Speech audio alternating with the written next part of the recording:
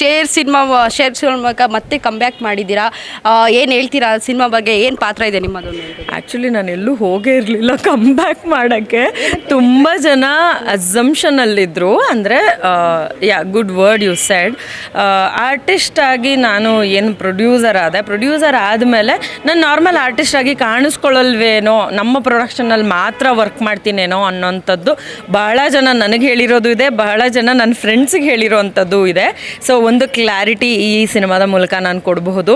ನಾನು ಆರ್ಟಿಸ್ಟ್ ಆಗಿ ನನ್ನ ಜೀವ ಇರೋವರೆಗೂ ನಾನು ಆ್ಯಕ್ಟ್ ಮಾಡಬೇಕು ಅಂತ ಆಸೆ ಪಟ್ಟು ಇಂಡಸ್ಟ್ರಿಗೆ ಬಂದಂಥವಳು. ಸೊ ಹಾಗಾಗಿ ನನ್ನ ಆರ್ಟಿಸ್ಟ್ ಕರಿಯರ್ ಲೈಫ್ ಏನಿದೆ ಅದು ಯಾವಾಗಲೂ ಹೀಗೆ ಮುಂದುವರಿಯುತ್ತೆ.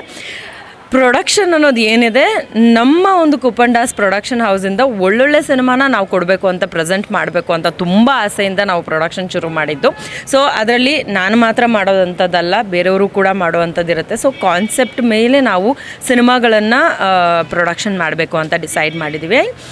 ಆಬ್ವಿಯಸ್ಲಿ ನಮ್ಮದೇ ಸ್ವಂತ ದುಡ್ಡು ಆಗಿರೋದ್ರಿಂದ ನಾವು ನೋಡಿಕೊಂಡು ಮಾಡಿಕೊಂಡು ಖರ್ಚುಗಳನ್ನು ಮಾಡಬೇಕಾಗತ್ತೆ. ಸೊ ಹಾಗಾಗಿ ಹೋದ ವರ್ಷ ಸಿನಿಮಾ ರಿಲೀಸ್ ಆಗಿದೆ, ಈ ವರ್ಷ ಮೇ ಬಿ ಅನೌನ್ಸ್ ಆಗ್ಬೋದು, ನೆಕ್ಸ್ಟ್ ವರ್ಷ ಇನ್ನೊಂದು ಸಿನಿಮಾ ರಿಲೀಸ್ ಆಗ್ಬೋದು, ಇಲ್ಲ ಸಾಧ್ಯ ಆಯಿತು ಅಂತಂದರೆ 2 ಸಿನಿಮಾನೂ ಆಗ್ಬೋದು. ಅದಿದೆ. ಅದು ಬಿಟ್ಟರೆ ಆರ್ಟಿಸ್ಟಾಗಿ ಮಾಮೂಲಿಯಾಗಿ ನಾನು ಯಾವ್ಯಾವ ಪಾತ್ರಗಳನ್ನು ಮಾಡ್ತಾಯಿದ್ನೋ ಅಥವಾ ಯಾವ್ಯಾವ ಸಿನಿಮಾಗಳನ್ನು ಮಾಡ್ತಾಯಿದ್ನೋ, ನಾನು ಹೀರೋಯಿನ್ನೇ ಮಾಡ್ತೀನಿ ಅಂತ ಯಾವತ್ತೂ ಕೂತಿದ್ದಿಲ್ಲ. ಸೊ ಬಹಳಷ್ಟು ಪಾತ್ರಗಳನ್ನು ನಾನು ಇವಾಗ ಮಾಡ್ತಾಯಿದ್ದೀನಿ ಸಿನಿಮಾಗಳಲ್ಲಿ. ದಯವಿಟ್ಟು ಯಾರು ತಪ್ಪು ತಿಳ್ಕೊಬೇಡಿ, ನಾನು ಆರ್ಟಿಸ್ಟಾಗಿ ಯಾವಾಗಲೂ ನಾನು ಪ್ರೊಡ್ಯೂಸರ್ ಆದರೂ ಸರಿ, ಇನ್ನೇನೇ ಆದರೂ ಸರಿ, ಲೈಫಲ್ಲಿ ಆರ್ಟಿಸ್ಟ್ ಆಗಿರೋದನ್ನು ನಾನು ಮರೆಯಲ್ಲ. So I keep working. Production ಹೌಸಿಂದ ಯಾವ ಸಿನಿಮಾ ಬರ್ತಾ ಇದೆ ನೆಕ್ಸ್ಟ್ ಅನ್ನುವಂಥದ್ದು? ನನಗೆ 2 ಇದೆ ಆಯಿತಾ, 2 ವಿಷಯ ತಲೆನಲ್ಲಿದೆ. ಒಂದು ಫಸ್ಟು ನನಗೆ ಅಂತ ಒಂದು ನಾನು ಮನೇನ ಮಾಡಬೇಕು ಅನ್ನೋಂಥದ್ದು. ಸೊ ಅದ್ರ ಮೇಲೆ ಕಾನ್ಸಂಟ್ರೇಟ್ ಮಾಡ್ತಾಯಿದ್ದೀನಿ. ಆ್ಯಂಡ್ ಆಬ್ವಿಯಸ್ಲಿ ಮಾಮೂಲಿ ಆಂಟ್ರಪ್ರನರ್ ಆಗಿ ನಾನು ಏನು ವರ್ಕ್ ಮಾಡ್ತಾಯಿದ್ದೀನಿ ಅದನ್ನು ನಾನು ಡೆವಲಪ್ ಮಾಡ್ಕೊಬೇಕು ಅಂತ ಈ ವಿಚಾರ ನಡೀತಾ ಇದೆ. ಈ ಮಧ್ಯದಲ್ಲಿ ಸಿನಿಮಾನ ನಾನು ತೊಗೊಂಡಾಗ ಏನಾಗುತ್ತೆ, ಆಬ್ವಿಯಸ್ಲಿ ತುಂಬ ಪ್ರೊಡಕ್ಷನ್ ಹೌಸ್ ಅಂದಾಗ ಸ್ಟ್ರೆಸ್ ಇರುತ್ತೆ. ಸೊ ಆ ಸ್ಟ್ರೆಸ್ಸನ್ನು ಇಮ್ಮಿಡಿಯೇಟ್ಲಿ ತೊಗೊಳೋದಕ್ಕಿಂತ ಸ್ವಲ್ಪ ನಿಧಾನಕ್ಕೆ, ಯಾಕಂದರೆ ಲಾಸ್ಟ್ ಟೈಮ್ ನಾವು ತುಂಬ ಮಾಡಿಬಿಡೋಣ ಅನ್ನೋ ಅರ್ಜೆಂಟಲ್ಲೇ ಸಿನಿಮಾನ ಮಾಡ್ತಾಯಿದ್ವಿ. ಅಥವಾ ಕೆಲಸ ಫಾಸ್ಟಾಗಿ ಆಗಬೇಕು ಅಂದರೆ 6 ತಿಂಗಳಲ್ಲಿ ಸಿನಿಮಾ ಮುಗಿದೋಗ್ಬೇಕು ಅನ್ನೋ ಒಂದು ಥಾಟಲ್ಲಿ ನಾನು ಸಿನಿಮಾ ಮಾಡಿರೋವಂಥದ್ದಿದೆ. ಬಟ್ ಈಗ ಟೈಮ್ ತೊಗೊಂಡು ಆರಾಮಾಗಿ ಮಾಡೋಣ ಅನ್ನೋ ಒಂದು ಥಾಟಲ್ಲಿದ್ದೀನಿ. ಸೊ ಹಾಗಾಗಿ ಸದ್ಯದಲ್ಲೇ ಅನೌನ್ಸ್ ಮಾಡಬಹುದು. ಈಗ ಪ್ರೊಡ್ಯೂಸರ್ ಅಂತ ಹೇಳಿದರೆ ಇಡೀ ಸಿನಿಮಾದಲ್ಲಿ ಎಲ್ಲ ನೋಡ್ಕೊಬೇಕು, ಅವರ ಕೈವಾಡನೇ ಜಾಸ್ತಿ ಇರುತ್ತೆ.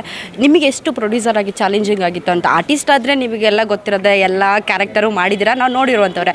ಪ್ರೊಡ್ಯೂಸರ್ ಆಗಿ ಎಷ್ಟು ಚಾಲೆಂಜಿಂಗ್ ಆಗಿತ್ತು ಅನ್ನೋದು ಸಾಕಷ್ಟು. ಪ್ರೊಡ್ಯೂಸರ್ ಅಂತ ಬಂದಾಗ ಫ್ಲಿಪ್ ಆಗಿಬಿಡುತ್ತೆ. ನಮ್ಮೊಂದು ಆರ್ಟಿಸ್ಟ್ ಲೈಫಲ್ಲಿ ನಾವು ಹೇಗಿರ್ತೀವಿ, ನಮಗೆ ಎಲ್ಲನೂ ಅಂದರೆ ಆರ್ಟಿಸ್ಟ್ ಆದವರು ತುಂಬ ಲಕ್ಕಿ ಅಂತ ಅಂದ್ಕೊಳ್ತೀನಿ. ಪ್ರೊಡ್ಯೂಸರ್ ಆಗಲಿ, ಡೈರೆಕ್ಟರ್ ಆಗಲಿ, ಕೋ ಆರ್ಟಿಸ್ಟ್ ಆಗಲಿ, ಪ್ರೊಡಕ್ಷನ್ ಅವರಾಗಲಿ, ಪ್ರತಿಯೊಬ್ಬರೂ ಕೂಡ ನಮ್ಮನ್ನು ಚೆನ್ನಾಗಿ ನೋಡ್ಕೊಳ್ಳೋದ್ರಲ್ಲಿ ಸಿಕ್ಕಾಪಟ್ಟೆ ಬ್ಯುಸಿ ಆಗಿರ್ತಾರೆ. ಬಟ್ ನಾವು ಈ ಫ್ಲಿಪ್ ವರ್ಷನ್ ಇದೆಯಲ್ಲ, ನಾವು ಯಾವಾಗ ಪ್ರೊಡ್ಯೂಸರ್ ಅಂತ ಆಗ್ತೀವಿ ಆವಾಗ ನಾವು ಎಲ್ಲರೂ ನೋಡ್ಕೊಳ್ಳೋ ಅಂಥದ್ದಿರುತ್ತೆ. ಆ್ಯಂಡ್ ನೋಡ್ಕೊಳ್ಳೋದು ಖುಷಿನೇ, ಬಟ್ ತಗೊಳ್ಳೋರು ಹಾಗೆ ಇರ್ತಾರೆ ಅಂತ ಹೇಳೋಕ್ಕಾಗಲ್ಲ. ಆ್ಯಂಡ್ ನಮಗೆಲ್ರಿಗೂ ಒಂದೊಂದು ಫಾರ್ಮ್ಯಾಟ್ ಇದೆ. ಈ ರೀತಿಯಾಗಿ ನಮಗೆ ಈ ಟೈಮಲ್ಲಿ ಇಂಥದ್ದೇನೋ ಒಂದು ಕೊಡ್ತಾರೆ, ನಾವು ಕೇಳಿಲ್ಲ ಅಂದರೂ ಕೊಡ್ತಾರೆ, ನಾವು ಕೇಳಿದ್ರು ಕೊಡ್ತಾರೆ ಆರ್ಟಿಸ್ಟ್ ಆಗಿದ್ದಾಗ. ಬಟ್ ಪ್ರೊಡ್ಯೂಸರ್ ಅಂತ ಆದಾಗ ಎಲ್ಲನೂ ಈ ಕಡೆಯಿಂದನೂ ಬಾಣ ಬರುತ್ತೆ, ಆ ಕಡೆಯಿಂದನೂ ಬಾಣ ಬರುತ್ತೆ, ಇನ್ನೊಂದು ಕಡೆಯಿಂದ ಬರುತ್ತೆ. ನಾವು ಒಂದು ಹೇಳಬೇಕಾಗಿರುತ್ತೆ, ನಮ್ಮ ಒಪಿನಿಯನ್ನೇ ಸತ್ತೋಗುತ್ತೆ ಒಂದೊಂದು ಸಲ. ಇದೆಲ್ಲನೂ ತುಂಬ ಫೇಸ್ ಮಾಡ್ದಂಗೆ ಆಯಿತು. ಸೊ ಐ ಥಿಂಕ್ ಎಲ್ಲರೂ ಡೈರೆಕ್ಷನ್ ಜಾಬ್ ತುಂಬ ಕಷ್ಟ ಅಂತ ಅಂದ್ಕೊಳ್ತಾರೆ. ಐ ಪರ್ಸ್ನಲಿ ಫೀಲ್ ಪ್ರೊಡಕ್ಷನ್ ಅಥವಾ producer job is like way too hectic. Tanisha madam ತುಂಬ ಚಂದ, ಸಿಕ್ಕಾಪಟ್ಟೆ ಬಿಸಿಲಿದೆ. ಸೊ ಯಾವ ರೀತಿ ಫುಡ್ ತೊಗೊಳ್ತೀರಾ ಅಂತ? ಈಗ ಸದ್ಯಕ್ಕೆ ನಾನೊಂದು ಪ್ಯಾಟ್ರನ್ ಆಫ್ ಡಯಟನ್ನು ಫಾಲೋ ಮಾಡ್ತಾಯಿದ್ದೀನಿ. ಇದು ಯಾರೂ ಹೇಳಿರೋ ಅಂಥದ್ದು ಮಾಡಿರೋ ಅಂಥದ್ದಲ್ಲ, ನಾನು ನನ್ನ ಬಾಡಿಗೆ ನಾನು ಕಂಡುಕೊಂಡಿರೋ ಈಗ ಸ್ಪೆಷಲಿ ಸಮ್ಮರ್ಗೆ ಮಾರ್ನಿಂಗ್ ನಾನು ಸಾಟೆಡ್ ವೆಜಿಟೇಬಲ್ಸ್, ಮಂಡೇ ಆಗಿತ್ತು ಅಂತಂದರೆ ಬರೀ ವೆಜಿಟೇಬಲ್ಸ್ ಇನ್ನೊಂದು ಆನ್ಸ್ ಜಾಸ್ತಿ ಇರುತ್ತೆ. ಬಟ್ ಬೇರೆ ಎಲ್ಲ ದಿನವೂ 2 ಬಾಯ್ಲ್ಡ್ ಎಗ್ಸ್ ಇದ್ದೇ ಇರುತ್ತೆ. So this is my first meal of the day. And ಮಧ್ಯಾಹ್ನ ಅಂತ ಬಂದಾಗ ಮೋಸ್ಟ್ ಆಫ್ ದ ಟೈಮ್ ನಾನು ಇವಾಗ ಸೂಪ್ಸ್ ತೊಗೊಳ್ಳೋದಕ್ಕೆ ಟ್ರೈ ಮಾಡ್ತಿದ್ದೀನಿ. ಬಟ್ ಸಿಕ್ಕಾಪಟ್ಟೆ ಬಿಸಿ ಇರೋದ್ರಿಂದ, ಅಂದರೆ ಬಿಸಿಲಿರೋದ್ರಿಂದ ನಮಗೆ ತುಂಬ ಸಫೋಕೇಶನ್ ಫೀಲ್ ಆಗುತ್ತೆ ಸೆಕೆ ಜಾಸ್ತಿಯಿಂದ. ಸಮ್ಟೈಮ್ಸ್ ಆ ಥರದ್ದಾಗಿರುತ್ತೆ. Or any light meal probably. Even ನೈಟಿಗೆ ಕೂಡ ನಾನು sorted vegetables and boiled eggs or chicken or fish ಈ ಥರ ಪ್ಯಾಟ್ರನ್ ಫಾಲೋ ಮಾಡ್ತಾ ಇದ್ದೀನಿ.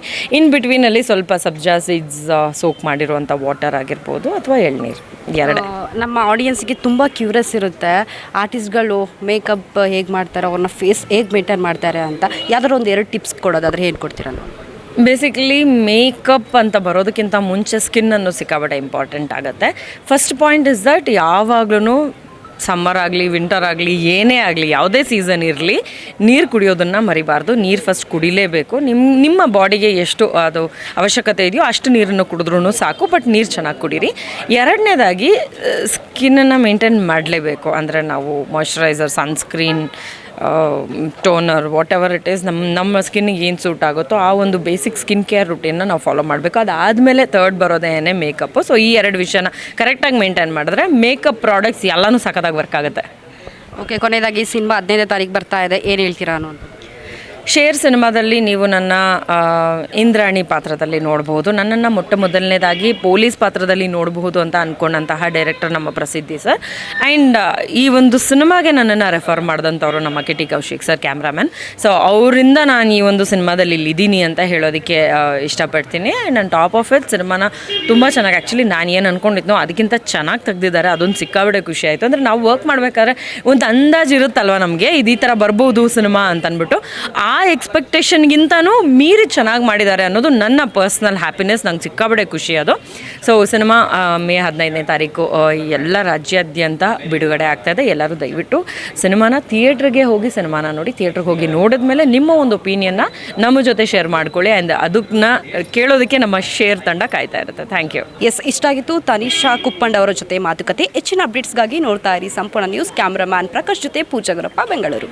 ಸಂಪೂರ್ಣ ನ್ಯೂಸ್, ಇದು ನೊಂದವರ ಧ್ವನಿ.